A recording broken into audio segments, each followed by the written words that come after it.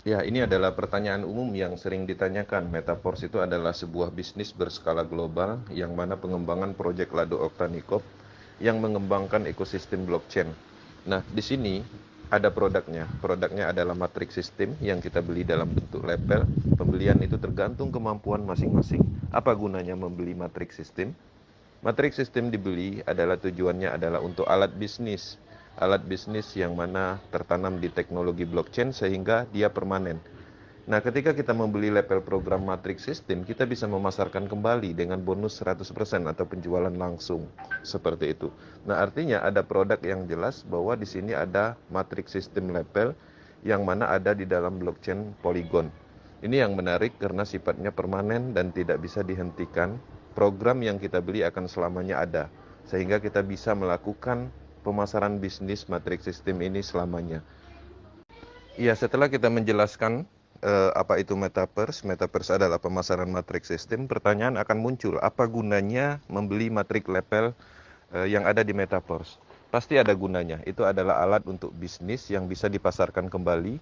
Setiap orang membeli level matrix pastinya mendapatkan level-level kosong untuk dipasarkan kembali kepada orang lain, sehingga ketika orang membeli kita dapat bonus 100%.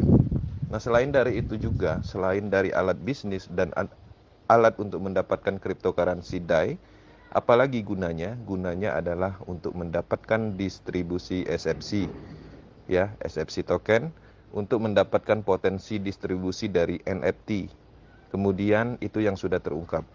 Kedepannya, alat atau matrix sistem yang kita beli itu berfungsi untuk mendapatkan proyek-proyek ekosistem blockchain secara keseluruhan, seperti mengikuti staking program, kemudian NFT platform, metaverse, game blockchain, marketplace blockchain, dan lain-lain.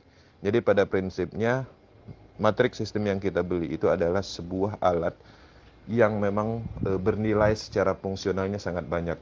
Jadi untuk mendapatkan banyak produk blockchain, teman-teman harus membeli matrix system seperti itu. Ya, jadi kita memahami kekhawatiran semua orang anti scam itu adalah kalimat yang luar biasa yang tidak pernah kita temukan di dalam bisnis pemasaran apapun. Nah, pertanyaannya, kenapa berani Metaverse menyatakan bahwa Metaverse adalah anti scam? Kita harus paham, scam itu adalah bahasa Inggris dan terjemahannya adalah penipuan. Penipuan terjadi selama ini karena faktor apa? Karena faktor dananya terkumpul di rekening tertentu, sentral dana. Apa salah satunya? Misalnya adalah tidak ada pembayaran di dalam bisnis tersebut, dananya dilarikan ownernya, atau mungkin disalahgunakan. Itu pada umumnya terjadi. Kemudian apalagi? Sentral data atau kontrol sistem terpusat. Contohnya apa? Dihack, diambil alih pemerintah, kemudian maintenance cukup lama, dan macam-macam. Dan memang terkadang itu ketika sentral data atau data server terpusat memang sengaja developmentnya mematikan programnya, menipu, tujuannya menipu ketika dana semuanya sudah terkumpul banyak, mereka sudah mencapai target. Nah, dengan alasan-alasan seperti itu kita tidak menemukan di Metaverse. Metaverse adalah bisnis terdesentralisasi menggunakan jaringan Polygon blockchain. Dia adalah bagian pengembangan dari smart contract. Kita sama-sama tahu smart contract adalah sebuah algoritma yang di dalamnya atau dijalankan di dalam blockchain teknologi. Selama ini, smart contract cukup unggul dalam pengembangan bisnis terdesentralisasi karena tidak berpotensi disalahgunakan atau terikat dengan program algoritma yang sudah dikembangkan. Ini menarik, bisnis ini akan selamanya ada, artinya di sini juga tidak ada pengumpulan dana, juga tidak ada sentral data terpusat, tidak ada faktor manusianya di dalam sistemnya. Faktor manusia kita sama-sama tahu adalah hal yang paling banyak yang membuat masalah di dalam bisnis pemasaran. Di sini juga tidak ada admin apapun, semuanya berjalan dengan sendirinya menggunakan teknologi blockchain. Nah, memang beberapa orang belum memahami apa itu smart contract, desentralisasi, kemudian blockchain teknologi, dan hal-hal yang mendukung dengan teknologi metaverse. Nah, ketika memahami itu semua, ya pastinya akan menerima pernyataan ini bahwa metaverse adalah anti-scam. Karena memang tidak ada pengumpulan dana juga. Kemudian transparansinya 100%, keadilannya ada seperti itu. Nah, ada banyak faktor yang memang harus dijelaskan secara detail by data, dan tapi itu semua sampai saat ini tidak bisa disangkal. Artinya memang pada kenyataannya memang metaverse seperti itu. Nah, itu yang menarik, kekuatan dari proyek ini adalah kita mendapatkan sebuah bisnis permanen, bahkan bisa diwariskan seperti itu.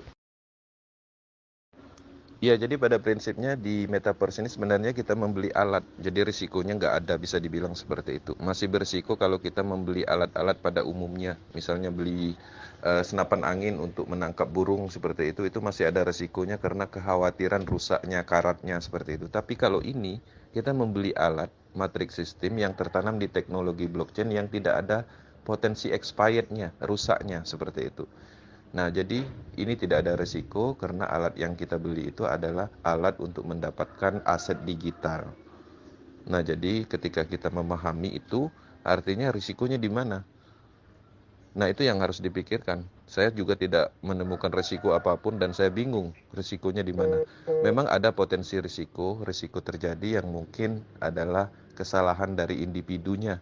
Misalnya ketika bergabung di Metaverse, prepaid key-nya nggak disimpan, kemudian handphonenya hilang, sehingga tidak bisa memulihkan trust wallet-nya. Mungkin itu aja risikonya. Artinya bukan dari sistemnya. Nah, jadi teman-teman harus menyadari memang resiko itu adalah sebuah hal yang kita temukan selama ini ada di individu masing-masing. Nah, itulah tujuan kita, kenapa kita menjalankan akademinya. Bagaimana cara merawat akun kita, trust wallet kita, supaya tidak terjadi resiko yang karena faktor personal seseorang. Bisnis ini cukup aman karena memang bisnis ini bukan seperti bisnis pada umumnya, yang mana kita menjual produk misalnya, kemudian kita dapat bonus 10%, sisanya masuk ke development, nanti development udah kaya mereka matikan sehingga bisnisnya berhenti. Bukan itu. Kita murni membeli alat, aset digital yang mana alat kita beli tujuannya adalah untuk mendapatkan produk-produk ekosistem Metaverse yang mana semuanya itu adalah sumber uang. Seperti itu. Iya, Bang. Jadi pada prinsipnya kita di sini berproses. Bisnis ini memungkinkan kita untuk melakukan proses karena bisnis ini tidak ditemukan titik akhirnya.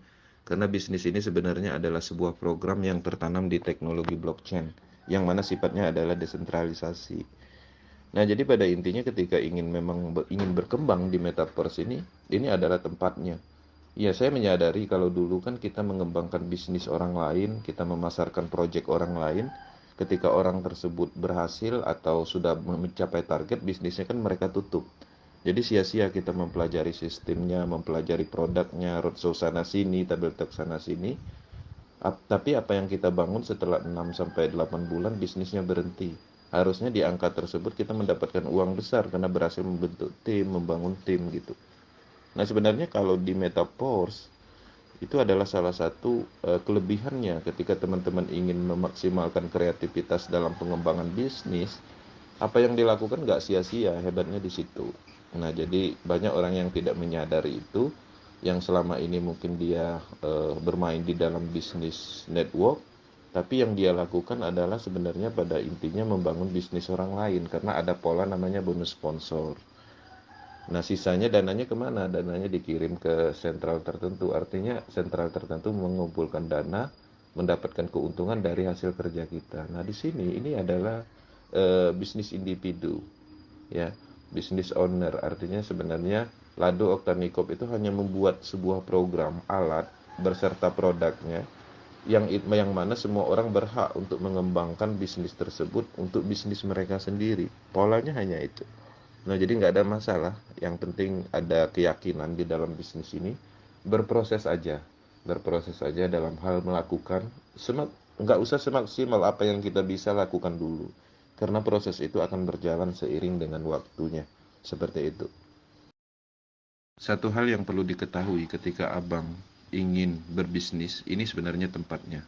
Tapi kalau untuk investasi, ya mungkin bisa di sini. Tapi di sisi lain tidak secepat ketika kita melakukan bisnis.